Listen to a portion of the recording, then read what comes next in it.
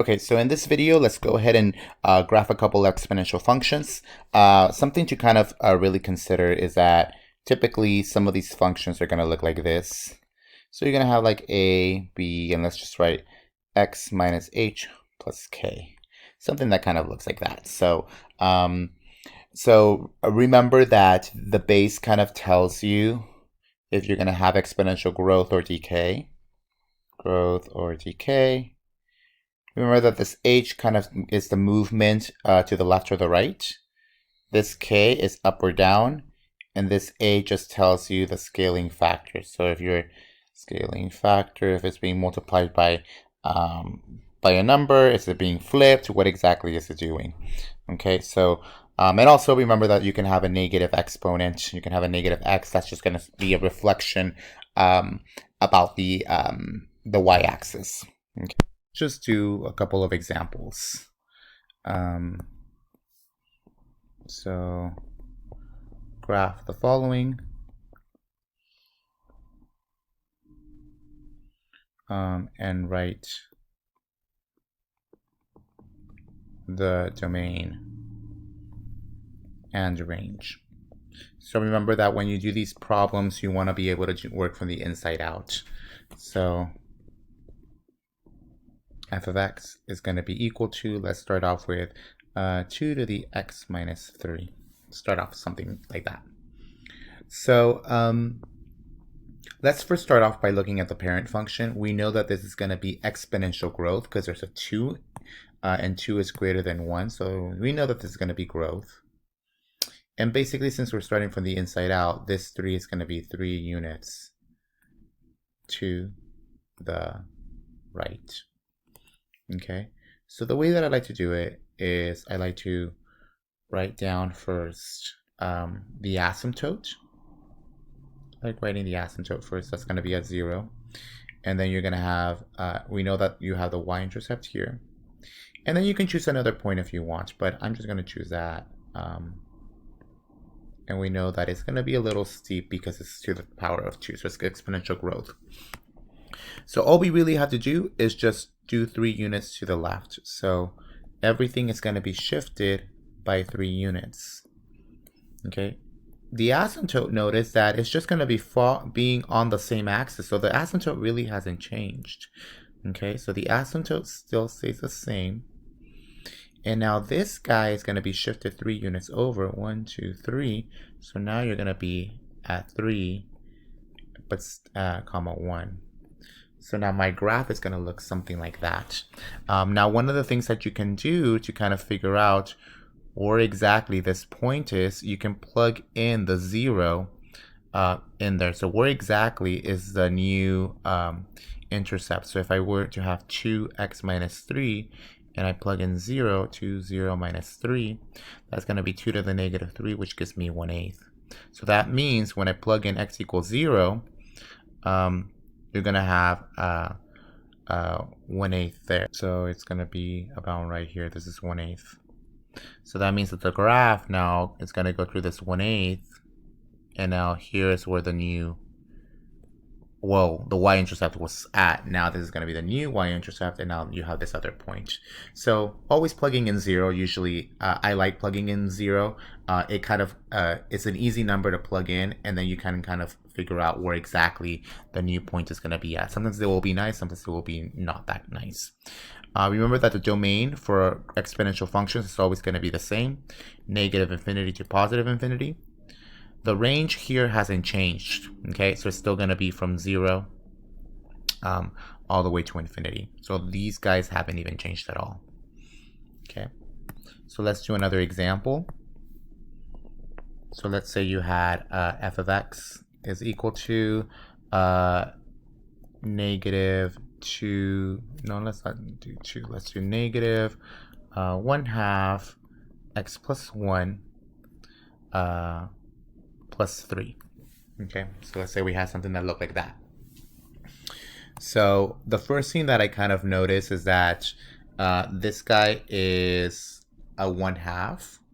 So this 1/2 is going to be exponential decay. So this one's going to be decaying. you see that there's a movement 1 unit to the left, and you also have an up and down movement by 3 units, and you also have a reflection about the x-axis. Okay, so you have a couple of things that we got to do here. So let's start off with the decay function. So we know that it starts at 0. Okay, so it's going to be 0. That's our asymptote. My y-intercept is at 1. And then it's going to be decaying. So let's just try our best to just look at this. Okay, so now the first thing that I'm going to do is I'm going to shift this guy over 1 unit to the left. So 1 unit.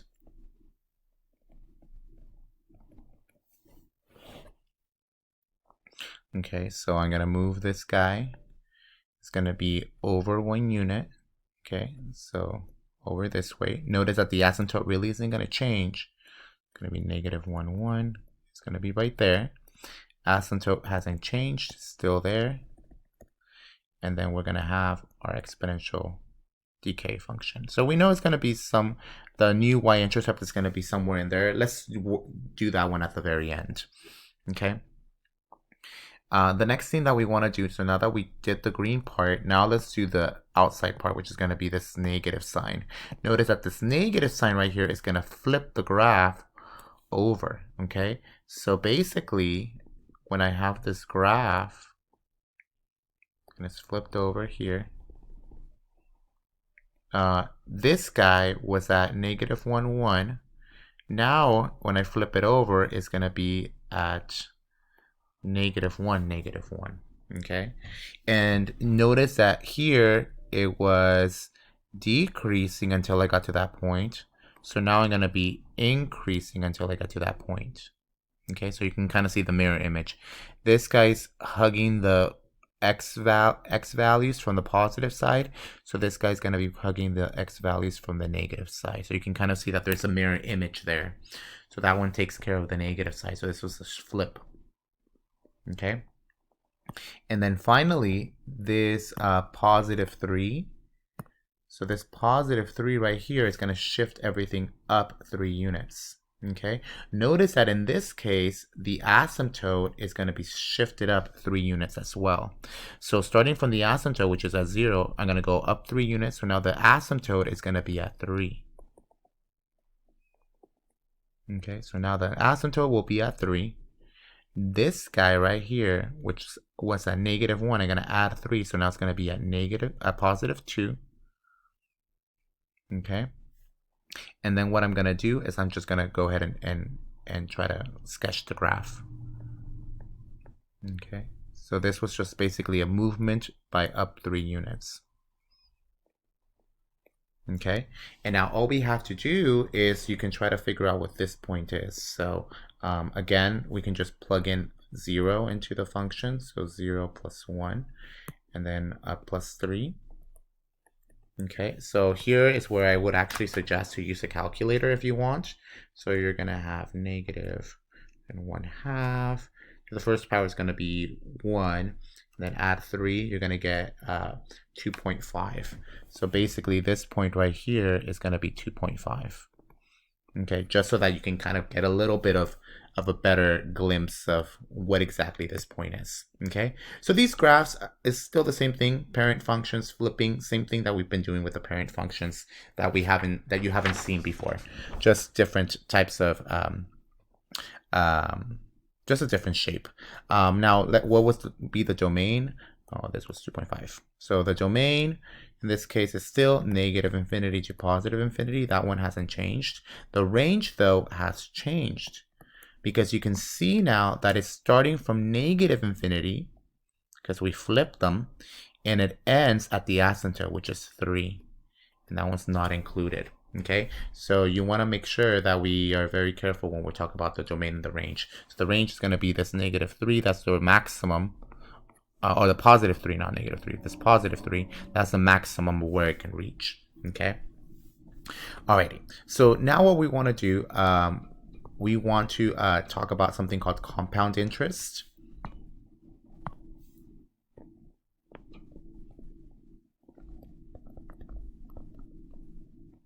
Okay.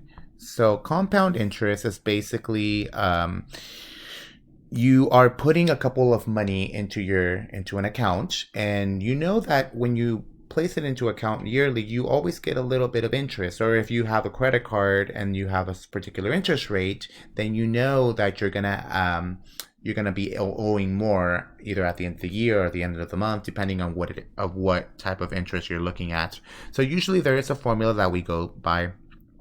It's A is equal to P 1 plus R over N to the power of NT. So here A or P will be what we call the principal. So how much money you invested in the very beginning, or how much money you owe, or whatever. R here is your interest rate. Okay. N here is what we call the number of compoundings. So think about number of compoundings as how many times am I going to add interest into this account. So usually if N is equal to 1, that means that is an annual. Okay, you add interest only once. If N equals 2, that means the semi-annual. That means you're going to add interest twice in a year.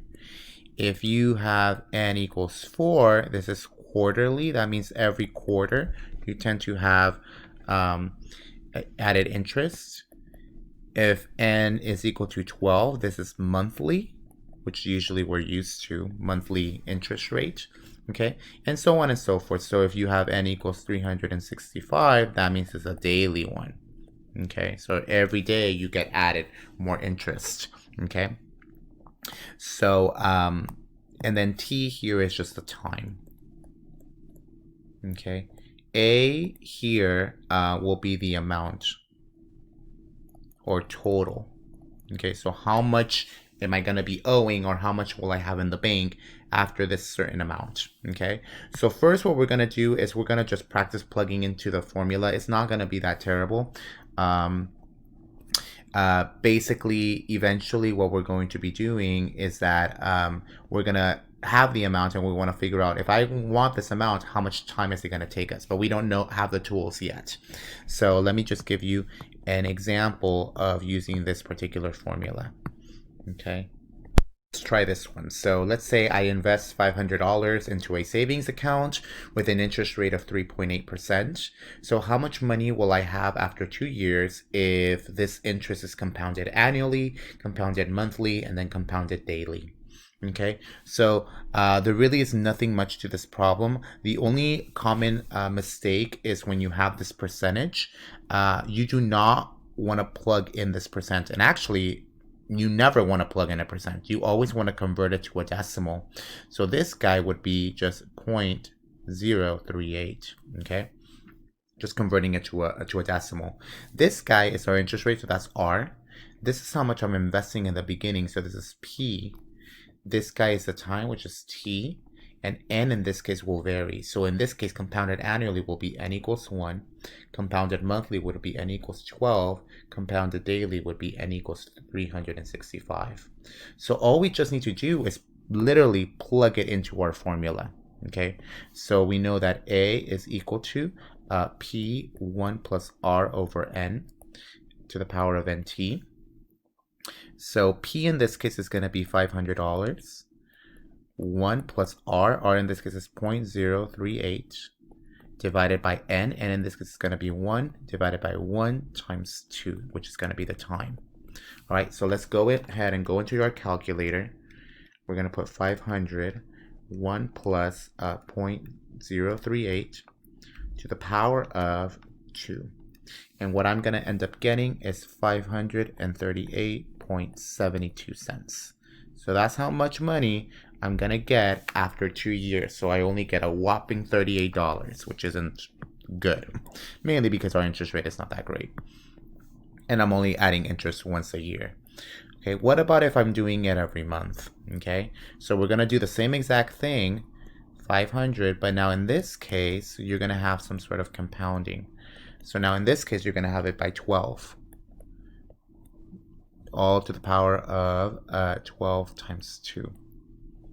Okay, so now let me go ahead and just put it in my calculator. 500, 1 plus, I'm going to put 0.038 divided by 12, all to the power of 12 times 2. Okay, and what I'm going to end up getting is 539. Okay, so I only went up by $1.42.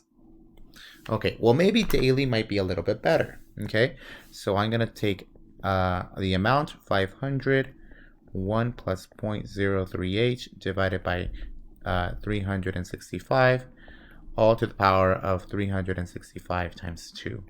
Okay, so let's see what that's going to be. So you're going to have 500, 1 plus 0.038 divided by 365 to the power of 365 times 2.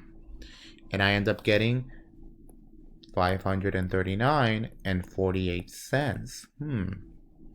All right, so this is the answer, but look at these things so even though I was adding more, I was adding more interest, it really didn't change by much. Okay, so basically there's a couple of things. Really what's going to change or really affect it is the number of years that you have it and your interest. Okay, so the number of compoundings actually will help also, but your interest rate has to change a little bit. Okay, so the higher the interest, the better for you. If you're owing, you want a lower interest. But this kind of taps into something else. So the more that I compound it, it doesn't really change a lot. So that's brings us into something called the exponential E.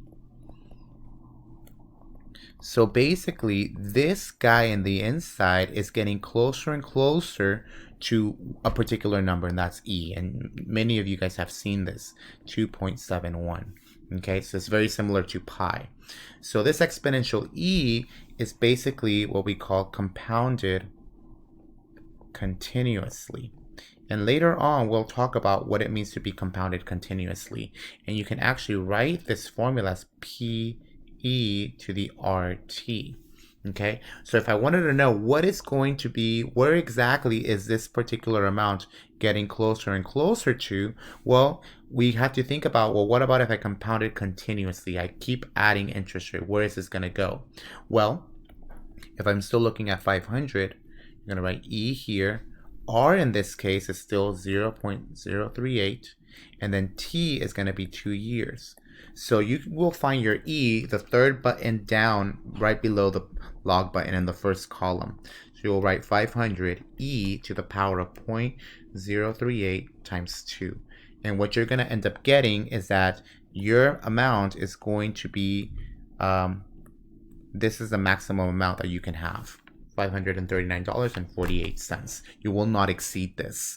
Okay, so this is what it means to compound continuously. And later on, we'll talk about what it means compounding continuously. You see this a lot in chemistry, also the exponential E, especially when you're looking at rate loss. And then you see it a lot in economics as well. So we'll finish up this section by just giving a little graph of E. So if I wanted to do e to the x minus 1 plus 2, okay, just by graphing it, all right, because you're going to see exponentials a lot. So remember, exponential e is just approximately 2.71, which means that this is going to be exponential growth, okay? And so if I were to graph this exponential growth, this e to the x, it's going to be looking exactly like the 2 to the power of x. It looks exactly the same. Okay. All right. So then all we got to do is just shift it 1 unit over. Okay. So shifting it 1 unit over is going to look like this. All right. Asymptote hasn't changed. And then I want to shift it up 2 units up. So everything is going to go up, including the asymptote. So the asymptote now is not at 0. Now it's going to be at 2. And now this point is not going to be at, this should be a 1. At 1, 1 is going to be 1. How much am I doing? 2. Okay. So now this one was at 2, so now this one's going to be at, shifting this up 2 units is going to be at 3. Okay. And again, you can also just figure out when it's equal to 0, plug in the 0 in there to approximately figure out what this point is going to be. Okay, so you will be seeing E a lot. One of the things that I want you to be able to do is be able to graph e to the x. Also know that E is approximately 2.71. And also know that E just means compounded continuously. Okay,